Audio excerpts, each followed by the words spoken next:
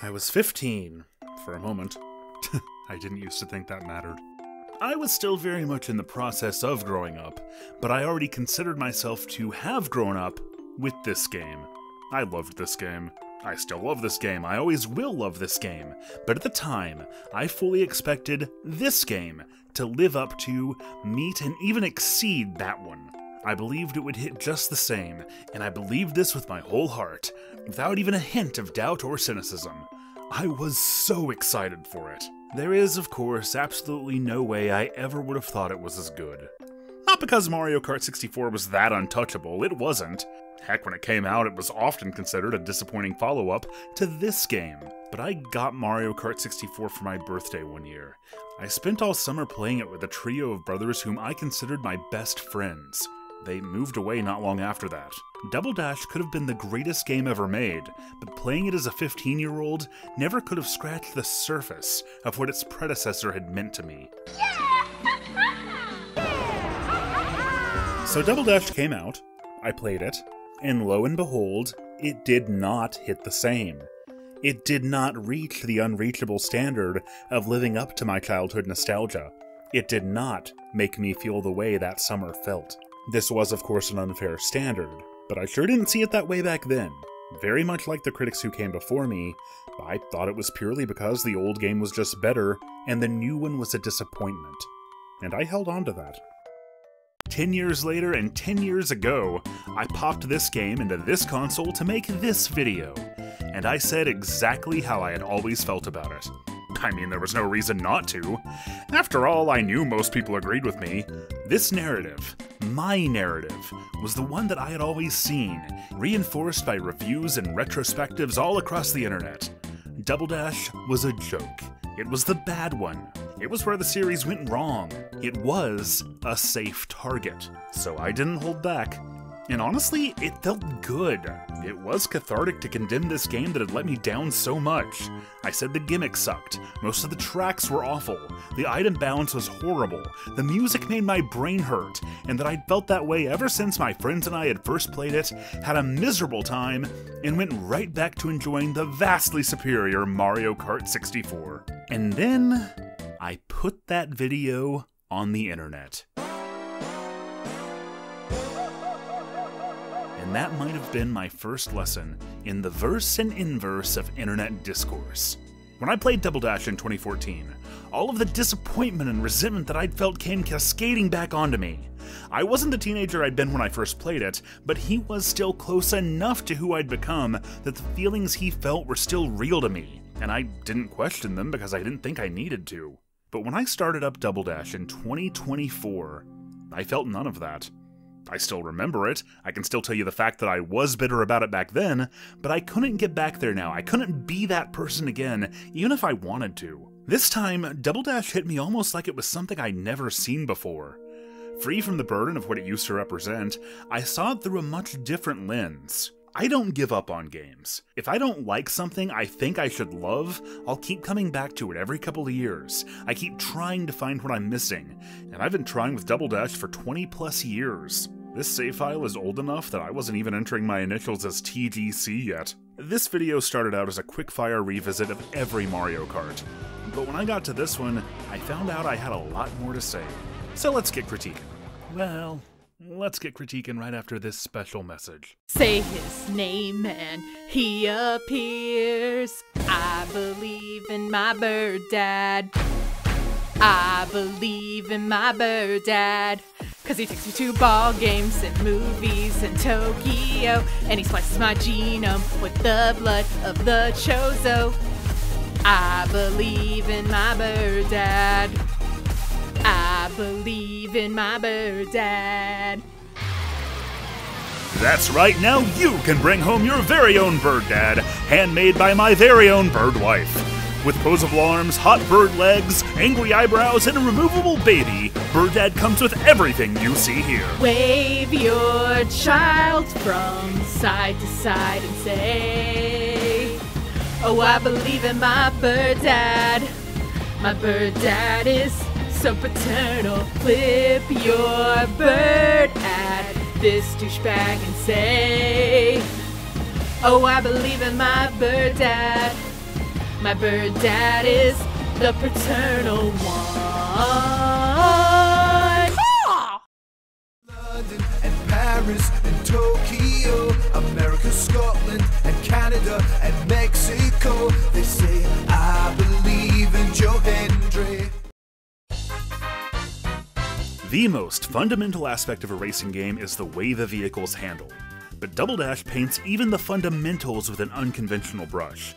It's like your steering power comes from the back wheels. It's especially noticeable with the heavier karts, but even with the lightest ones, there's a palpable delay between when you input a turn and when it really kicks in. Most Mario Karts, the newer ones anyway, have a very smooth, simple, accessible learning curve. But pick up and play is not how I would describe Double Dash. When you're trying to get used to it, just swerving around obstacles feels borderline impossible if you don't see them coming far enough in advance. But it's not just the controls. Nintendo decided to drastically increase the potency of items in this game. Everything hits harder. Blue shells explode like bombs, which by the way are also a thing now. Sometimes a blue shell sends you careening into a bomb. Getting hit by these sends you flying into the air, your partner left to cling to the back of your cart for a while, slowing you down and making the already awkward turning even worse. Not only that, but your own items are much more ephemeral in this game. Nothing is safe. Your characters physically hold onto their weapons, fall off the edge and you lose everything, get blown up and you lose everything. Take any damage at all while you're holding a triple stack and you'll drop all but one of them. Even getting rammed at high speeds can make you drop what you're holding, and anything that anyone drops lands on the track, which makes laps 2 and 3 a Schrodinger's maze of hazards and power-ups, every hairpin turn a gambit of stuff that is, again, very hard to avoid. And as if all this wasn't insane enough, remember, every kart now has 2 racers, with 2 item slots. Double the items, and you exponentially multiply the frenzy. And that's how it always felt whenever I tried to pick up Double Dash. Unfairly punishing, out-of-control chaos. This was the point that Mario Kart started getting accused of being more enamored with being a party game than a racing game, and I can never not see where that criticism is coming from. But if you dig deep enough into the groove of that chaos, a method to the madness starts to reveal itself. The reason it's so easy to lose items is meant as a counter to their potency. The game doesn't want you to just hoard a Starman until the last lap, but that's selling it a bit short. It goes deeper than that. In any other Mario Kart, the outcome of anyone getting a Starman is mostly binary. You're either going to use it or lose it. I guess there's an outside possibility that it might get stolen by someone with a boo, but it probably won't. But in Double Dash, when you roll a Starman, you can use it, or you can store it in the driver's slot and wait for a better opportunity. But of course, if you do that, you might get hit, drop it on the track, and wind up indirectly giving it to someone else. There are no boos, but you might get rammed by someone with a mushroom and have it stolen out of your hand. But of course, all of these options can benefit you as well. And all of these factors apply for any item that you or anyone else carries. Being able to hold onto items is the ephemeral part, but items themselves exist whether you're using them or not. Every second you hold on to something is a risk, but once you start to gel with the game, you start to notice how calculated that risk is. Where there's risk, there's pressure. Where there's risk, there's strategy. And it's a strategy that starts with character selection. Every team gets a special item unique to them. In my old video, I lamented how unbalanced I thought this was. Baby Mario and Luigi get a chain chomp that just rockets them to first place, while my favorite characters are stuck with a giant banana. And yeah, I mean, one of these is clearly better than the other, but here's the thing. It is infinitely easier for the Kongs to roll the banana than it is for the babies to roll the chain chomp. Even if you're in first place, the Kongs get it all the time. Which makes sense, because it turns out to be one of the absolute best defensive items in the history of the series. Its size means it can cut off narrow shortcuts. It splits into a mess of bananas when it breaks. It even turns out to be a potent projectile if you can aim it right. I have been told that with perfect timing it can even block blue shells, but I haven't been able to figure that one out yet. Most classic kart racers had this system, where, while you could hypothetically excel with anyone, lightweights were well suited for beginners. They were slower but easier to control. Heavyweights then were just the opposite. Phenomenal top speeds, but slippery wide turns. Double Dash's special items really just expand on that concept. The lightweights have ultra-powerful options that they'll only roll when they're far behind. The heavyweights have great defensive options that they'll pick up all the time. The middleweights, as usual, sort of split the difference. And the two Kongs cross weight classes, making that banana a viable pick regardless of which playstyle you prefer. But of course there's a downside to that. DK and Diddy are a perfect fit for this game. The series they come from already emphasizes teamwork through swapping between two characters. Unfortunately, teaming them up here is just redundant. It's putting all your stock in defense. It always seems like a much more viable strategy is to strike a balance. Pick a character with great defense for when you're leading the pack, and someone with a great offensive option for when you're not. I think my dogged insistence over the years that the only team I wanted to play meant I had to take a heavyweight KART in a game that I wasn't good at, that would only give me specials that wouldn't help me in 8th place, was, with hindsight, a big part of the reason that it was so hard for me to understand Double Dash. And I do still think that's a shame. I wish KART selection wasn't linked to your heaviest character. And if this style of Mario Kart ever gets a sequel, it'd be cool if each character had an option for an offensive or defensive special. And as long as I'm dreaming, it would also be cool if a modder would turn one of the Koopas into Dixie Kong. But about the time I found myself appreciating the surprising strategic elements of the item system, I noticed something else. The feel of steering the karts had at some point started feeling pretty good. And to understand why, I need to look back on some of the comments that I got on those old videos, and remember how many people seem to find other early Mario Kart games every bit as inscrutable and unwelcoming as we did this one. One reason we fell off Double Dash so fast back in 2003 was because it was different. I mean that it fundamentally played very differently from Mario Kart 64. We lacked any sort of familiarity with it. We were bad at it, but of course we were. We'd never played it before. The problem is, to a certain degree, we saw that as the game's failure. And that was the real difference. This one, I still see through the lens I had as a kid. This one, I played so much that its gameplay quirks feel like second nature. This one I understand so fundamentally that it's hard for me to even see what people are talking about when they criticize it, because I don't remember having a problem. But this one didn't feel so natural, so we played it for half an hour, and we rejected it. As the series matured, and as the industry matured, gameplay mechanics would become increasingly standardized. If you've played a third-person action game in the past 15 years, you know exactly what buttons I'm hitting to do this, and you know exactly how it feels. But if you go a little earlier than this, the rules, the button layout, the play mechanics were completely different, on a genre-by-genre and often a game-by-game basis, even within the same series. A lot of the skills you might have in Mario Kart 8 can also apply in Mario Kart Wii. They're different games, but they're not that different. Being good at 64 will give you no benefit at all in Double Dash, or vice versa. In fact, it's probably more of a detriment. If you come in and try to play this game like that one, you're gonna have a bad time. And honestly, given how rapidly technology was advancing and standards were evolving in those days, this was kind of to be expected. Unless you were 15, I guess. It might have taken a few decades of trying, but when it clicked, it really did click. I found a fantastic sense of weight, momentum, and grit to the handling, and a strategic depth to Double Dash that's completely unlike anything that came before or after it. And while I'll never not lament that we lost Toad Voice, I do think Double Dash's roster and the way they're portrayed is firing on all cylinders. The way they're animated is usually top-notch, especially the way your shotgun character leans and sways off the back of the cart. Double Dash made Baby Luigi hilarious. Baby Luigi, number not one. It used the best Diddy Kong voice. And it forever enshrined the obnoxious and extroverted Daisy as my favorite Mario princess.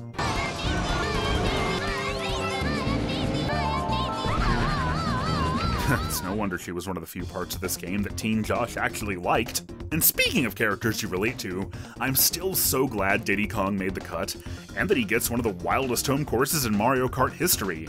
Dino Dino Jungle sees Nintendo pay tribute to Diddy Kong Racing of all things, to the work of a developer that they had sold off a year earlier. I guess I was just too bitter about that to even notice or appreciate it. While I still don't love them all, I never really thought DK Mountain was the only good course in the game, because Daisy Cruiser is at least that good. Double Dash also has one of the most aesthetically awesome rainbow roads Mario Kart's ever had, a fittingly bombastic take on Bowser's Keep, a great send-up of Yoshi's Island that is a literal Yoshi Island, and a cool eye for cohesion tying all of its locales together. Once you understand the fundamentals, even the utter chaos of Baby Park turns into a showcase for the controlled chaos that defines the appeal of Double Dash. Best of all, because it's so different and because I didn't play it to death, it's still an honest-to-God challenge.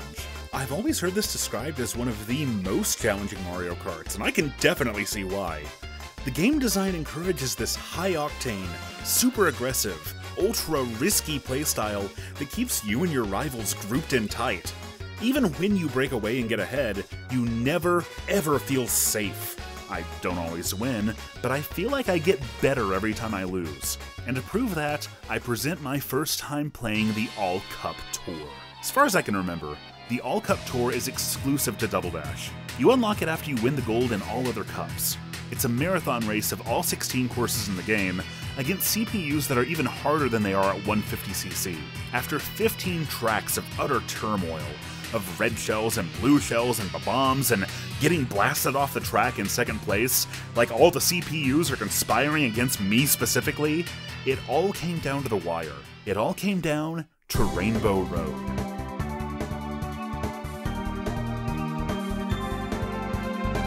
The only way to win was to keep Peach and Wario from placing ahead of me.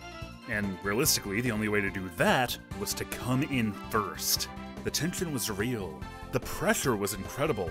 The CPU all seemed bound and determined to make my life a living hell, and God, I hate this section!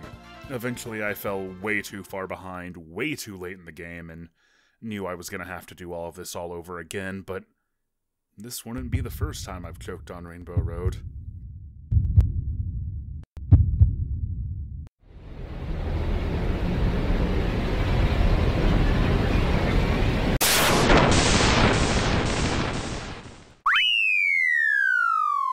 I can honestly say the All Cup Tour has given me one of my absolute favorite memories I've ever had playing a Mario Kart game.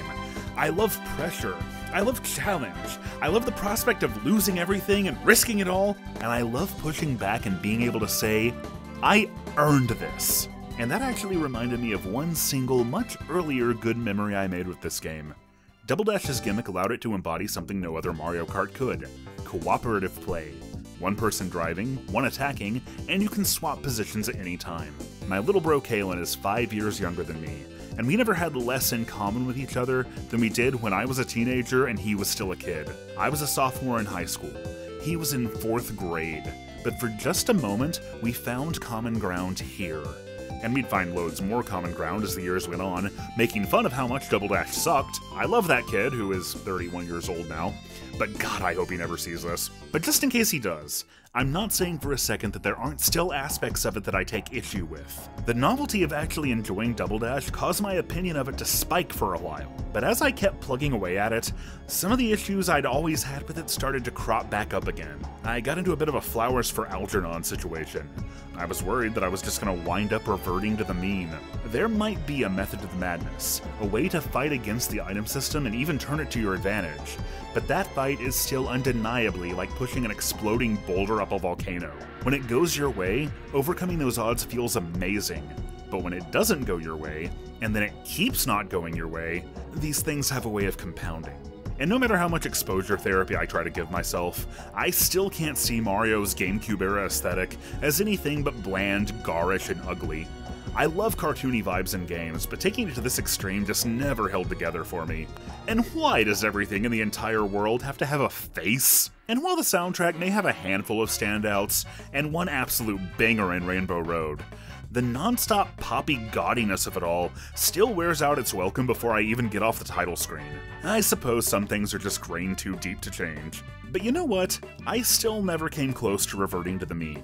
I like Double Dash. I like it a lot. There are even things I love about it, and things that I'd love to see a new game in the series try again. This will never be my favorite Mario Kart game, but I'm not too proud to admit that it could have been. My friends and I learned the intricacies of Mario Kart 64 so well and at such a young age, we lost the ability to even see its flaws. If I could have magically gotten Double Dash for that birthday instead, would we not have done the exact same thing? It's not something I need to tear down for wronging me anymore.